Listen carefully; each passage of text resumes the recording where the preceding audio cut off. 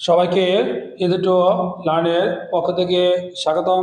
শিক্ষার্থীবৃন্দ, আজকে দশম শ্রেণীর প্রাক নির্বাচনী পরীক্ষা 2024-এর পদার্থবিজ্ঞান সাজেশন নিয়ে আলোচনা করব।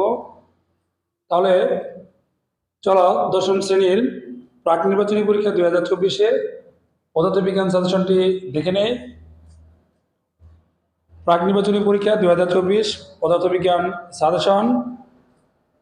প্রথমেই পরীক্ষার সময় থাকবে 3 ঘন্টা, পূর্ণমান থাকবে 100, মান বন্টন ও নম্বর বিভাজন। সৃজনশীলের প্রশ্ন থাকবে 50 নম্বর, বহু নির্বাচনী প্রশ্ন থাকবে 25 নম্বর, ব্যবহারিক পরীক্ষা থাকবে 25 নম্বর, মোট 100 নম্বরের মান বন্টন। সৃজনশীল প্রশ্ন আসবে 8টি, তোমাদের উত্তর দিতে হবে যে কোনো 5টি।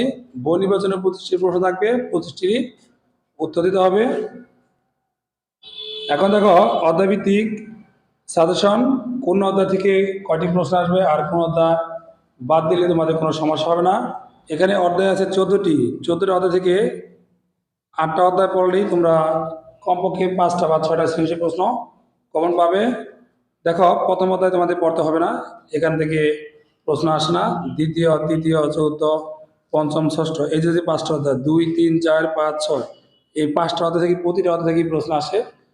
কোনো কোনো সময় 2 আর 3 থেকে 2টা অধ্যায় মিলিয়ে 2টা প্রশ্ন আসে, আবার একটা প্রশ্ন আসে 2 আর 3। আমি দেখো ব্র্যাকেট দিয়ে লিখে দিয়েছি যে কোন 2টা অধ্যায় থেকে তোমাদের একটা বা 2টা প্রশ্ন আসে।